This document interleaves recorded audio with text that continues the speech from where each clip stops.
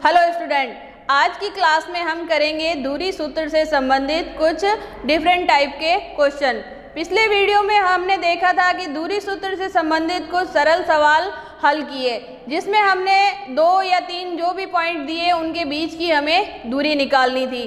जो last video में हमने क्वेश्चन किए थे वो क्वेश्चन पूछे जाते हैं 1 नंबर में। अब इसके अलावा दूरी सूत्र पर आधारित जो डिफरेंट टाइप के क्वेश्चन होंगे जो 3 नंबर में पूछे जाते हैं।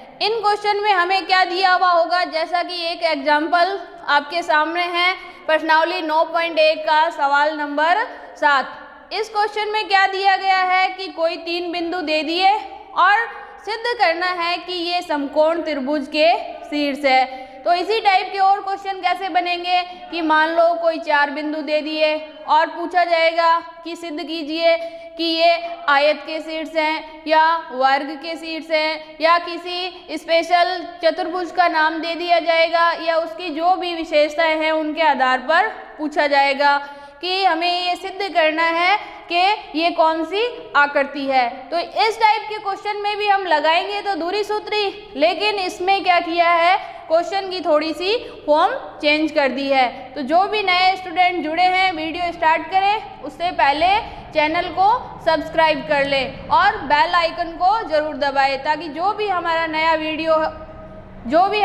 वीडियो आए उसका नोटिफिकेशन आप तक पहुंच सके। तो आइए स्टार्ट करते हैं आज की नई क्लास। अब इस क्वेश्चन में क्या दिया हुआ है कि हमें सिद्ध करना है कि ये समकोण त्रिभुज के शीर्ष है। सबसे पहले हम इन बिंदुओं को नाम दे देते हैं। माना बिंदु ए, बी व सी है। प्रश्नानुसार इनके निर्देशांक लिख लेते हैं। ए के निर्देशांक 2, -2, तो चित्र ही बना लेते हैं हम इस तरीके से। ये ए, बी और सी।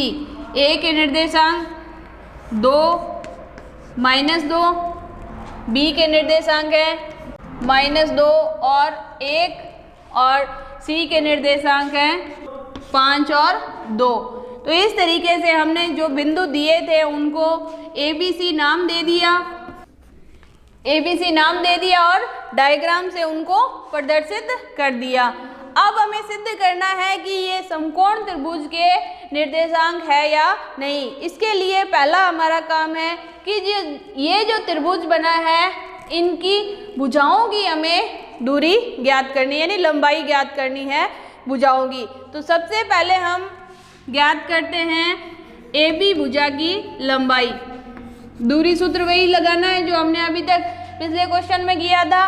तो AB हमारे पास ये बिंदु A और ये B, तो ये हुआ x1 और ये हुआ x2, ये हुआ y1 और ये हुआ y2। तो इनमें चित्र को देख के आसान है कि इस साइड के घटाने हैं तो इसमें से ये मान घटाना है और इधर के मान घटाने हैं तो इसमें से ये मान घटाना है। तो 2 माइनस के 2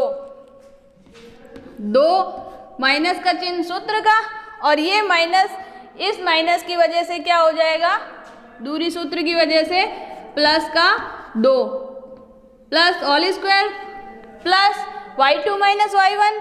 y2 है माइनस का 2 और y1 है 1।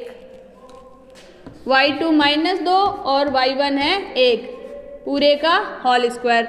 इसको हम सॉल्व कर लेते हैं। 2 और 2 4, 4 का स्क्वायर 16, प्लस का प्लस, माइनस का 2 और माइनस का 1 कितने हो गए, माइनस का 3। -3 का स्क्वायर किया तो हमारे पास आया 9, -3 का स्क्वायर 9। अब हम 16 और 9 को जोड़ेंगे तो आया 25। 25 का वर्गमूल होता है 5, तो AB की हमारे पास वैल्यू आ गई 5। अब इसी तरीके से हम क्या निकालें, AB हमने निकाल लिया। नेक्स्ट हम निकालते हैं BC। तो 5 जो मान आया है वो हम यहाँ डायग्राम में इस जगह से लिख देते हैं। अब हमें निकालना है BC की वैल्यू। वही हमने दूरी सूत्र लगाया, x2 माइनस x1 का whole square plus y2 minus y1 का होल स्क्वायर। तो इस चित्र में हम देखते हैं B और C ये है, तो ये x2 हुआ हमारे लिए, तो 5 माइनस 2, 5 सूत्र का माइनस और ये माइनस, इस माइनस की वजह से क्या हो जाएगा प्लस, प्लस का 2, y2 माइनस y1, y2 है 2 और y1 है 1, तो 2 माइनस 1। ये हमने इस डायग्राम से देख के फॉर्मूले में मान रख दिए। अब हम करते हैं इसका स्क्वायर। BC बराबर 5 और 2 7, 7 का वर्ग 49 प्लस 2 माइनस 1, तो 1, 1 का वर्ग 1, ब्रैकेट कैंसिल। अब 49 प्लस 1 हो गए 50। अब 50 का हमें क्या निकालना है, वर्गमूल निकालना है। तो पूरा वर्गमूल नहीं निकाल के इसको इस तरीके से गुणांक की फॉर्म में लिखें कि कोई एक वर्ग संख्या हो। तो 50 को हम कैसे लिख सकते हैं, 25 गुणा 2, क्योंकि 25 एक वर्ग संख्या है। ये इस वर्गमूल से बाहर आएगी तो हमारे पास आ जाएगा 25 वर्गमूल से बाहर आने पर 5 और अंडर रूट में क्या रह जाएगा 2। ये हमारे पास मान आ गया BC का। अब हमें क्या मान निकालना है, AC का मान निकालना है। अब हमें निकालना है AC का मान। तो AC हम देखते हैं कि A का मान है 2 माइनस 2 और C का मान है 5 और 2। तो इसमें दूरी सूत्र लगाएं तो x2 माइनस x1, x1 है 2 पूरे का whole square plus y2 minus y1 का होल स्क्वायर। तो इसमें y2 क्या है 2 और y1 है माइनस के 2, तो 2 और माइनस से ये माइनस किस में हो जाएगा, प्लस में 2। 5 में से 2 गए, बचे 3, 3 का वर्ग हुआ तो 9, 2 और 2 4, 4 का वर्ग 16, 9 और 16 हो गए 25, 25 का वर्गमूल आया 5। तो ये मान आ गया हमारा AC का मान। तो हम क्या देखते हैं कि AC का मान तो हमारे पास आया है 5, फिर AB का मान भी आया था 5 और BC का मान आया है 5√2। अब ये तो हमने क्या किया, तीनों भुजाओं के मान ज्ञात कर लिए, लेकिन हमारा मेन क्वेश्चन क्या था कि हमें सिद्ध करना था कि ये जो तीनों बिंदुओं के निर्देशांक है ये किसी समकोण त्रिभुज को बनाते हैं। तो हम इसको कैसे सिद्ध करेंगे कि हम जानते हैं कि किसी भी समकोण त्रिभुज में दो भुजाओं के वर्गों का योग तीसरी भुजा के वर्ग के बराबर होता है। तो हम इसमें क्या लगा देते हैं, त्रिभुज ABC में पाइथागोरस प्रमेय लगा के देखें, तीनों में पाइथागोरस प्रमेय से। तो अब इन तीनों को देखने से क्या पता चल रहा है कि इसका मान 5 और इसका मान 5।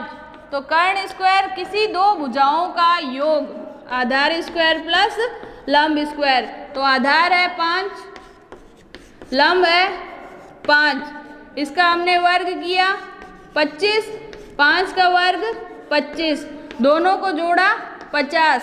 हमें निकालना है कर्ण, स्क्वायर का पक्षांतर हुआ तो आ गया वर्ग मूल।